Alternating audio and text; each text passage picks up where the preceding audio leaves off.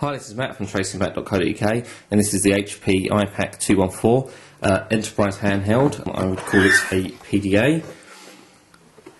Let's take a look at what's inside the box. First of all, we have a getting started guide, looks like a manual and CD-ROM.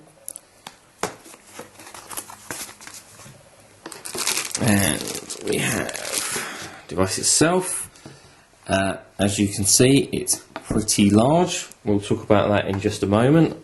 Let's see what else we have in the box. We have a large battery, which is a 2200 milliamp hour battery, which I will just install in the device.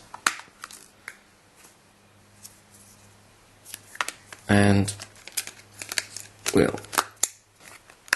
there we go, and I'll just turn that on and allow that to boot while I'm talking about what else is in the box.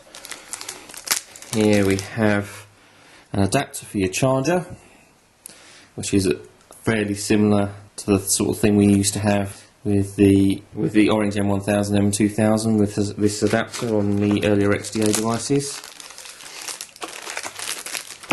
And we have a charger with a normal bullet style connector, which obviously connects to your adapter there.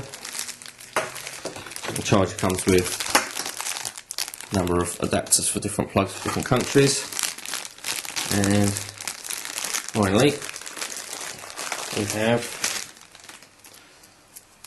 a sync and charge cable, USB on one end and proprietary connector on the other.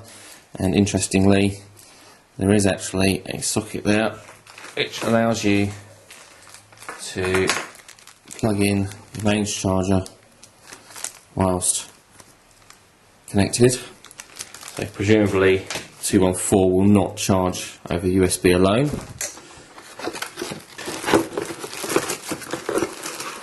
There we go. And lastly, in the box we have a case. Just look at.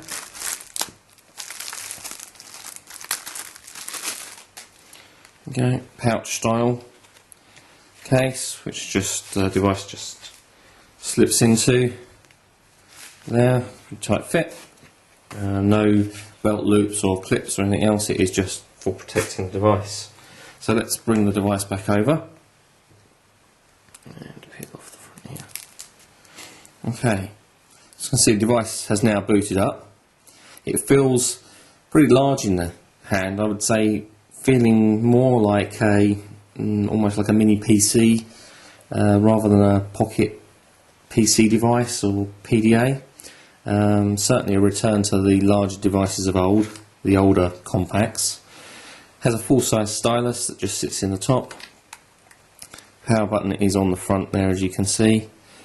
There is a slot on the back for SD card, and also under here for compact flash. So two choices there for expansion. Side here we have a voice notes button, and on the bottom we have that proprietary connector that we mentioned for sync and charge. And interestingly, next to that we also have included a mini USB style connector, again presumably for sync, possibly not charge, but it's nice to see both included there. There is also a headphone socket at the bottom, which is a 3.5mm jack, which takes standard headphones, and a reset button just on the side here. You'll notice no camera on the back. There is just a grill there for our speaker, and that's pretty much it. On the front of the device you've got a number of standard buttons, one for your calendar, one for your Windows Start menu, an OK, an email button, D-pad style on navigation on the front, up, down, left, right, and a separate press button action in the centre. So spec, we've got a large, quite brightly lit display there on the front, which is a VGA 480-640. It's a 4-inch diagonal. The processor, there is a 32-bit Marvel running at 624 MHz, so should be quite a rapid device. ROM capacity is 256 meg, RAM capacity 128, And it's pretty average at the moment, but as I mentioned, you can expand that. The choice of SD or compact flash on top of the device, you'll certainly be able to expand the capacity of the memory quite easily. It does have Bluetooth 2 built in, so you can connect up to a Bluetooth enabled mobile device or mobile phone in order to have mobile internet access on the device, but we also have built-in wireless LAN 802.11b&g. And let's just take a look at what's installed. As you can see, it's got a custom home screen there with a number of indicators on the front, including battery charge, amount of free memory, amount of memory for storage, and a backlight display control. There is also a wireless plug in there that tells us that Bluetooth and wireless LAN are currently turned off. We can tap those to turn them on. Looking at installed applications, we have pretty standard stuff. We have obviously games, calculator, clear view, and so on. HP iPAQ quick start. We have an application for HP printing, for Stowaway keyboard, one for Stowaway Bluetooth mouse, Windows Live Messenger, Windows Media Player, pretty standard stuff installed there. And taking a look at the settings, again pretty ordinary in there, and pretty standard in there also. Nothing terribly unusual or custom in terms of the installation, as we can see there.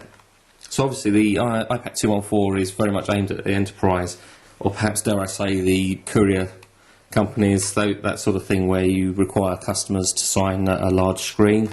This large screen will be nice for sat-nav, so it'd be interesting to see something like TomTom installed on here. But let me just bring in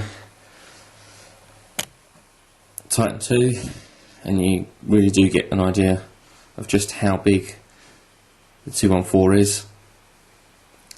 Much larger there.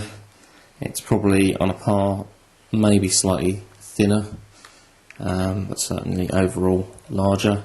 In terms of weight, there's probably not a great deal of difference between the two, but I certainly don't think I would want to put the iPAQ 214 in my pocket and carry it around all day. It's probably something I'd want to get out of my bag as and when I need it. But as always, we'll be using the device over the next week or so, and we'll have our review online on site pretty soon.